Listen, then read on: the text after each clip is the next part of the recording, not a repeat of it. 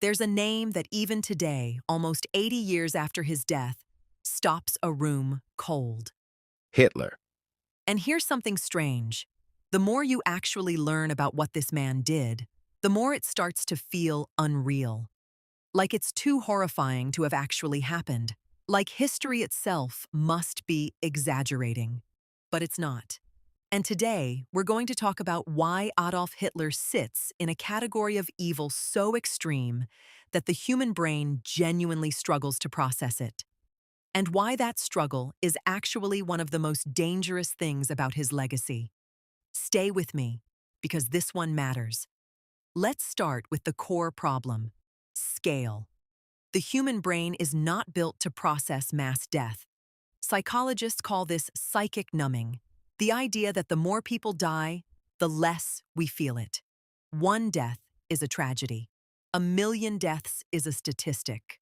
Stalin actually said something like that, and as chilling as it is, neuroscience backs it up.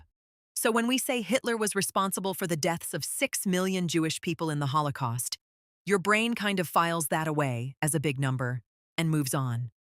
But let's try to make it real. 6 million people. If you spent just 1 second acknowledging each person, just 1 second, it would take you 69 days of non-stop counting. No sleep, no breaks. 69 days. And that's just the Jewish victims of the Holocaust. When you factor in the Roma, disabled people, Soviet POWs, political prisoners, gay men, Jehovah's Witnesses, the total death toll of Nazi persecution rises to around 17 million people. And then there's World War II itself, a war Hitler deliberately started, which killed an estimated 70 to 85 million people globally. That's roughly 3% of the entire world's population at the time. 3% of everyone alive. Gone. Because of choices one man made and a system he built. The scale is so enormous that it doesn't feel like history. It feels like a number someone made up. And that's exactly why people start to question it. Here's what makes Hitler uniquely terrifying as a historical figure. He wasn't a cartoon villain. He didn't twirl a mustache. He didn't cackle. He was, to many people who met him in the 1930s, charismatic, passionate, a powerful speaker who seemed to genuinely care about Germany's suffering after World War I. He was a failed artist, a World War I veteran who felt humiliated by Germany's defeat, a man who latched onto ancient anti-Semitic conspiracy theories and turned them into national policy. And this is important. He was elected. Not through a coup, not through pure military force at the start. The Nazi Party rose through democratic processes. German voters, in a time of economic despair and national humiliation, chose this. Historian Hannah Arendt coined the phrase, the banality of evil, after covering the trial of Adolf Eichmann, one of the architects of the Holocaust. She was struck by how ordinary he seemed. Not a monster, just a bureaucrat following orders. And that's the terrifying truth. Hitler's evil wasn't some supernatural force. It was human. It was organized. It was systematic. And that means it could happen again under the right conditions. That's not a comforting thought, but it's a necessary one. Let's talk specifically about the Holocaust, because this is the thing people most often try to minimize or deny. It didn't happen overnight. It was a slow, deliberate escalation. It started with propaganda, portraying Jewish people as subhuman, as parasites, as the source of all of Germany's problems. Years of this, pumped through newspapers, radio, film, schools. Entire generations of children raised to dehumanize their neighbors. Then came legislation. The Nuremberg Laws of 1935 stripped Jewish people of German citizenship. They couldn't marry non-Jews. They couldn't work in certain professions. They were legally defined as less than human. Then came violence.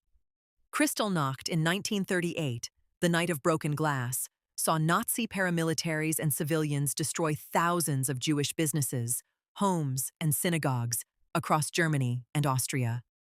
Nearly 100 people were killed that night. Thousands were sent to concentration camps. And then came the final solution. In 1942, Nazi leadership held the Wannsee Conference, a meeting where senior officials sat around a table and planned, in bureaucratic detail, the systematic murder of every Jewish person in Europe. What followed were the death camps: Auschwitz, Treblinka, Sobibor, Belzec. Places built with one purpose: industrial murder. At Auschwitz alone, an estimated 1.1 million people were killed, the vast majority Jewish. They were transported from across occupied Europe, told they were being resettled, and then gassed. The evidence for all of this is overwhelming. Nazi Germany was famously meticulous about record-keeping. We have the documents. We have the photographs. We have the testimony of survivors, liberators, and even perpetrators at the Nuremberg trials. The Holocaust is one of the most thoroughly documented events in human history. Which brings us to the next question. So if the evidence is so overwhelming, why do people question it? There are a few different reasons, and they're worth understanding separately. First, genuine ignorance. A lot of people, especially younger generations, simply haven't been taught this history in depth. Studies have found alarming gaps in Holocaust knowledge. A 2020 survey found that nearly 2/3 of American millennials couldn't identify what Auschwitz was. That's not malice. That's a failure of education. Second, the scale problem again. As we talked about earlier, the human brain resists processing atrocity at this scale. Some people's questioning comes from genuine psychological disbelief. It's so extreme it can't be real, rather than bad faith. Third, active denial and conspiracy. And then there are Holocaust deniers, people who deliberately spread misinformation claiming the Holocaust was exaggerated or fabricated. This is where it becomes dangerous.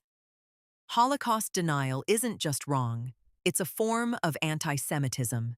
It was designed in the post-war period by people who wanted to rehabilitate Nazi ideology. If you can convince people the Holocaust didn't happen, you remove the greatest argument against fascism. It spreads today through social media, through deliberately misleading YouTube videos, through communities that radicalize people slowly. And it's been criminalized in 17 countries, including Germany, France, and Austria, because of how dangerous it is. The questioning of Hitler's evil is itself part of his legacy. The confusion, the doubt, the endless debate, that's not people being thoughtful. That's the long tail of Nazi propaganda still doing its work. You might be wondering, why does any of this matter now? Hitler's been dead since 1945. The Nazi regime collapsed. Surely this is just history. Here's why it matters. The conditions that allowed Hitler to rise: economic despair, national humiliation, scapegoating of minorities, erosion of democratic institutions, and the normalization of extreme rhetoric. Those conditions are not unique to 1930s Germany. Historians and political scientists have spent decades documenting how democracies backslide, how populations get radicalized, how ordinary people end up supporting extraordinary evil. Genocide didn't end in 1945. Cambodia, Rwanda, Bosnia, Darfur. The 20th and 21st centuries are full of attempts to repeat what Hitler did, and some of them succeeded, partially, before the world intervened. The reason we study Hitler isn't morbid fascination. It's because understanding how this happened is the only way to make sure it doesn't happen again. And that starts with being clear-eyed about the facts, not softening them, not treating them as one perspective, not giving the benefit of the doubt to people who want to rehabilitate one of history's clearest examples of organized evil. Hitler was not misunderstood. He was not a product of his time in a way that excuses him. He made choices, deliberate, calculated, sustained choices, to build a machine of murder that consumed tens of millions of lives. That is the truth, and it deserves to be said plainly. History can feel distant, dates and names and numbers on a page. But the Holocaust happened to real people. People who had families, jobs, jokes, favorite foods, plans for the future. People who were stripped of everything, their homes, their names, their lives, by a system built on hatred and indifference. The least we can do is remember them accurately and push back every single time when someone tries to muddy the water. If this video made you think, share it, talk about it. And if you want to learn more, I'll link some of the best historical resources in the description below. I'll see you in the next one.